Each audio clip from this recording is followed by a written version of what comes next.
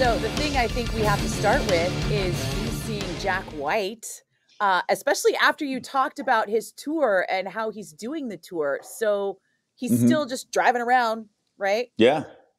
Yeah. They played Minneapolis Wednesday and then got up Thursday, drove to Madison, Wisconsin. Tonight they're in Milwaukee. And tomorrow they're doing a club tonight and a different one tomorrow in Milwaukee, 2 nights. Yeah, so Patrick Keeler, who's drumming on this tour, called me. They drove up from Nashville the day before. It was like a 900-mile drive in the van to get here to play the show. They're just doing it, having fun, pulling over for when they want to, and it's really cool. But the show itself was extraordinary. I mean, they came out for 90 minutes with a little break, and just the intensity level, like you don't need more. Like it was like, okay, I can't take any more of this. It's like they just come out and just boom from the first downbeat. It's just it's really like a call to arms almost. It just feels like that in the room, and they just blasted through, and the place was going crazy, and it was truly pretty staggering.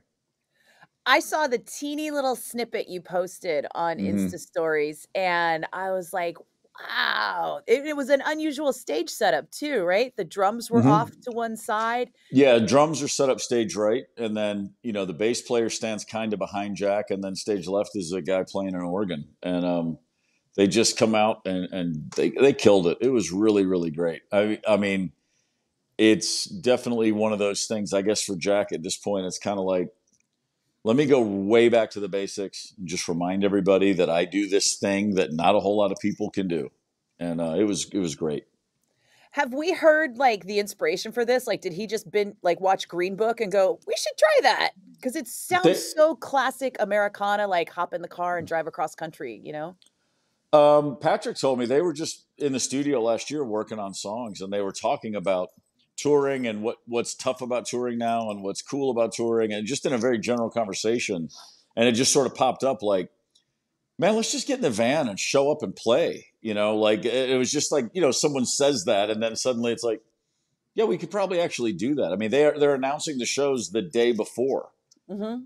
and then they just turn up. And if you're in the Jack White, I guess the fan club or whatever it's called, if you're signed up on his website, you have a better chance of getting tickets than if you don't. There's nothing on the second market. Like if you were trying to find a ticket that afternoon, you couldn't. It was just done deal. They came out here and they played one night in Petaluma and one night at the Great American in San Francisco. And I Oh, had nice. zero chance of getting tickets. Yeah, I didn't even try. I mean, I probably yeah, could have like been like calling around to like people I know in box offices and seeing if I could get like some club kind of like help, but I yeah. No, no. it's definitely it helps to know the guys. Mhm. That's Yeah, like, yeah, fair. that's Also, it tough. seems like it's all independent venues so far, right? I haven't seen any. I haven't paid too close of attention, but when they played here, they played Yeah, venues it that were seems. definitely not owned by corporate Live Nation or Oh AEG yeah, Golden no, Voice. no, they're playing like some hole. There's some holes in the wall or hole in the walls. What's holes in the wall? Holes in the wall, There's I some think. there's some small spots for sure. It was Nice. great. It was awesome. I kind of hope this becomes a trend. I think it would be kind of awesome. Like, not just to be able to kind of catch a band you absolutely love, but also to quite possibly run into that band at a tourist stop in the middle of Hmm. nowhere. Yeah, I mean, they're just pulling into truck stops and hanging out and hopping out of the van, and it's funny because Jack does most of the driving. That's just the funniest part to me. He's just like, yeah, I got this. They're all having a good time, listening to music, listening to podcasts on the road. Kind of nice. Yeah, I think we've all forgotten how life could be simple at one point. I think we're just too busy, Hmm. entirely Yeah, too busy. Which is that's the probably thing I why took. you and I haven't talked for 2 That's weeks, right? yeah, that's what I was thinking about it during the show. It was very much like this is 90 minutes where nothing else matters. For everybody that was in that room, it was just like, I'm going to come down, I'm going to hit this stage, and I'm going to just give you a 90-minute break from how full of shit the whole world seems to be these days. That's what it was. It felt like everybody was really, really, it was a very intensely present audience. I have been complaining nonstop. You haven't been hearing it, but I have just been like, social media is killing me. And everybody, Hmm. and it's weird. It's this dichotomy of like, I'm exhausted by it, but also when I run into people in real life, they're like, hey, I'm loving your socials because it's how I keep up with you. And I'm like, oh, Yeah. okay. Yeah. Yeah. No, I'm less and less and less engaged. I mean, Mhm. I just, we were talking about it a couple weeks ago on the morning show, and I said I should just get Twitter off my phone, and then I did. I just deleted it from my phone, and it's like, oh, that's so nice. I'll get on. I watch. I still use it really just when I'm watching sports. I was just I going to say, how follow do you watch along. soccer games? No, I follow along on Twitter to just interact with other people watching the games. That's still fun, but for the rest of it, for the most part, it's just like, yeah, I'm done. I've had enough. I'm with you on that. It's all I can do just to stay engaged with the handful of things that I'm already doing. And And eh, I mean, not stunned, I guess, but I mean, also today, looking at Twitter a few hours ago, and the news that Phil Lesh died, I was like, whoa. And this is one of those things where I'm not even. I've never. I like the Grateful Dead. Yes, I saw them. I enjoyed the shows. I know their music. I enjoy some of it. I've never been a Deadhead. I've never been tried. I've never been confused for being a Deadhead, but me neither. complete respect for how they did what they did. And Phil Lesh, such a unicorn bassist. I mean, like no one liked that guy. I 100% feel for everyone I know who's really impacted by this. I mean, it's a true loss to countless music fans around the world right now, and especially, my God, in the Bay Area. It's like, man, that's one of the titans right there. That's a big one. You're gonna make me cry.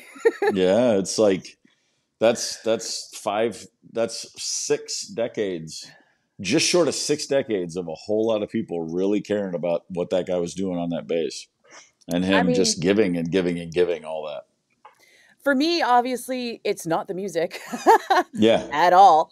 But he it's the same day we lost Bill Graham today, Mm-hmm.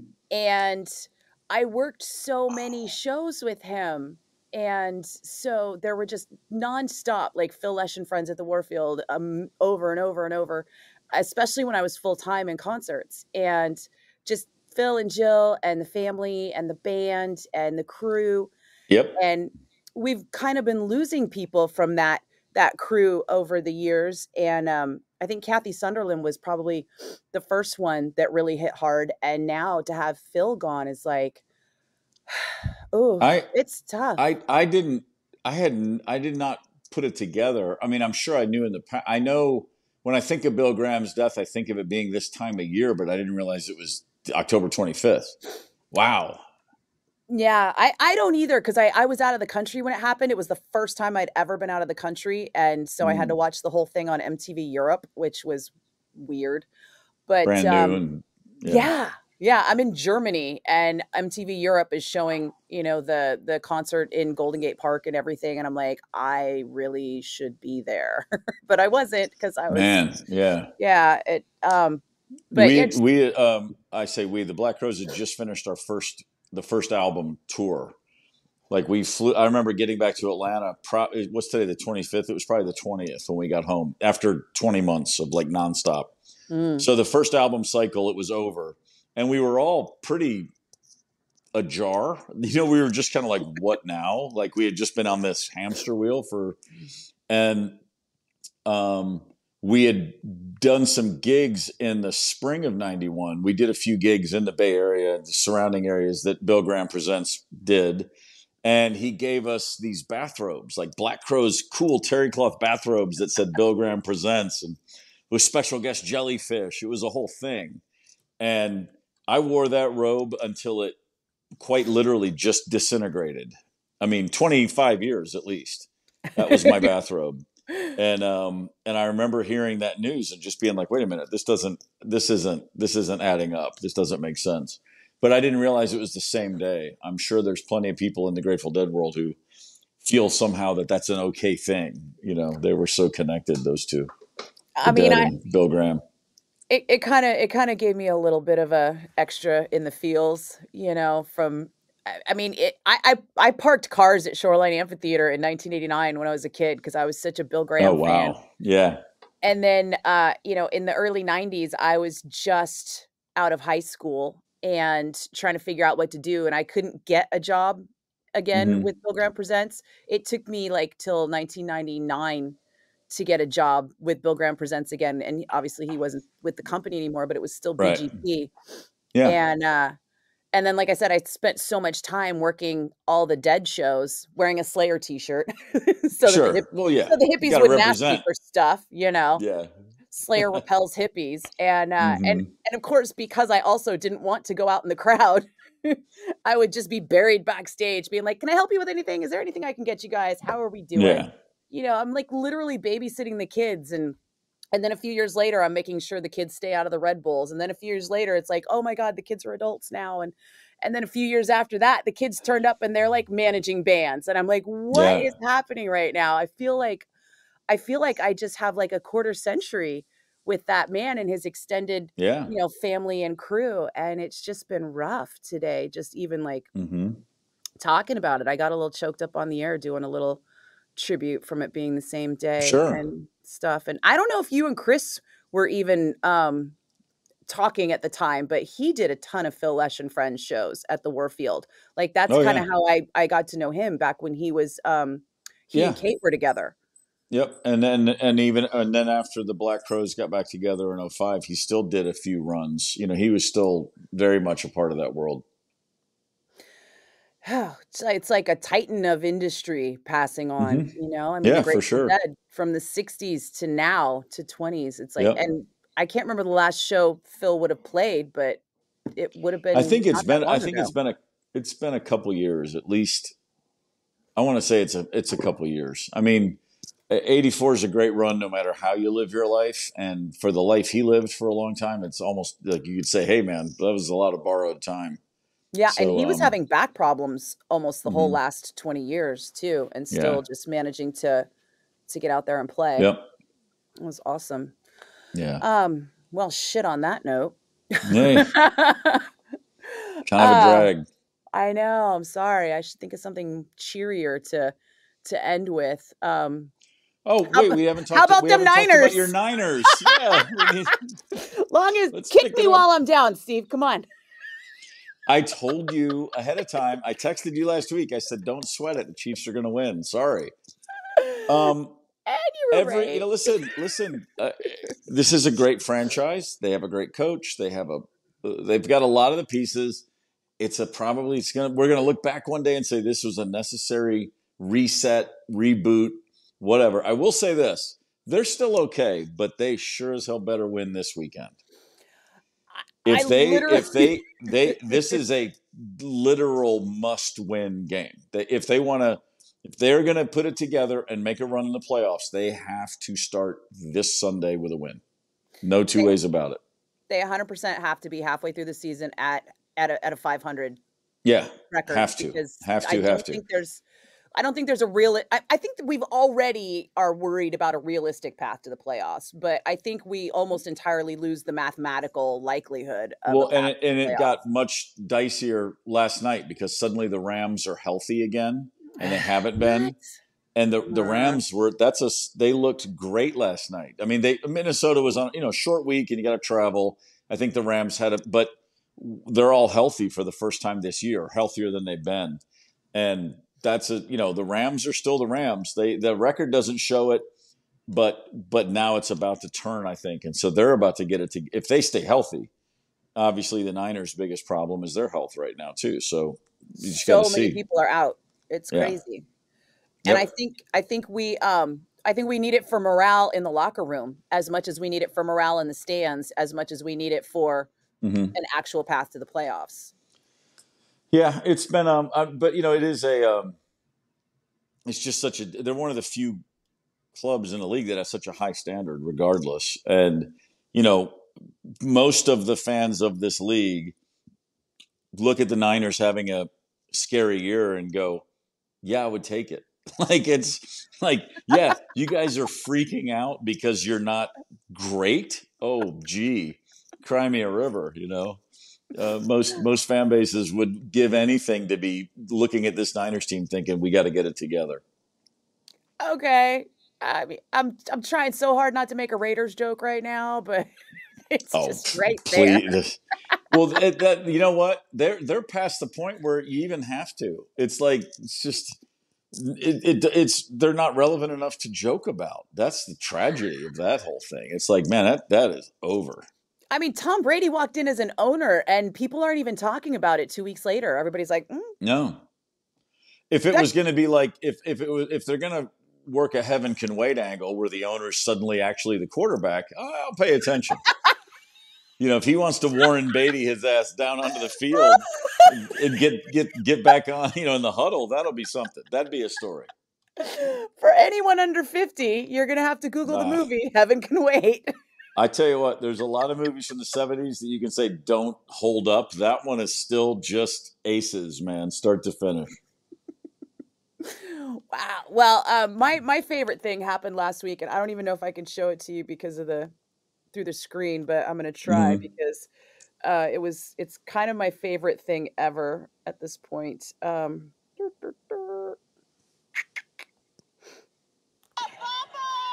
Yeah, here it is. I saw Tom Brady on the field. That's Tom up there in the corner. Okay. And I just yelled at him. Nice. Yeah. I was like, anything more than that, I'll probably like lose my credential, but I figured I could get away with that. You can get away with that one. Yeah. That's a good one. Because that tuck rule thing is never going to go away in my head. Ever. No, ever, I can ever. see that. I knew what you were referencing. Right? Yeah. So many people were like, yes. Like I feel like Gen Z doesn't know enough yet, and we have to kind of like bring some of these things up again. Look, I grew up a Michigan fan for college football. Michigan family. I was born there. I left when I was a baby, but or a toddler. But that was the team we always cheered for. I'm still pissed off about the 1979 season, the 1979 Rose Bowl, where Charles White of USC fumbled the ball on the 3-yard line and dove in, and they gave him the touchdown anyway. I mean, I'm still angry about it. So the tuck rule's like a week ago. You know what I mean? It's fresh in your mind. Yeah, it's like, come on, that just happened. We're old. Yeah. If you Google Charles White and then the letter P, it immediately pumps up phantom touchdown. It will auto fill in Charles White phantom touchdown because that's what it was. It's your immaculate reception. Mm-hmm. I got it. Wow. Yeah. We remember that one. I remember that in real time. Do you? Oh, yeah. Not me. I was a little too young. I remember it on NFL Films, though. Sure. Yeah. Whatever happened to the NFL Films guy? That voice was epic. John Facenda. That was his name. Incredible. I wanted him on my voicemail. He was so cool.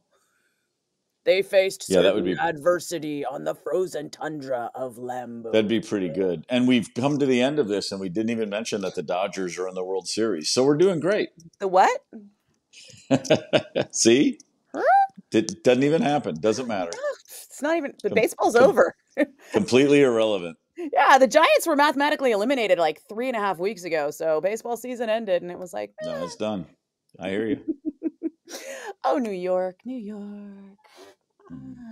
Okay. Yeah. So on that note, we out.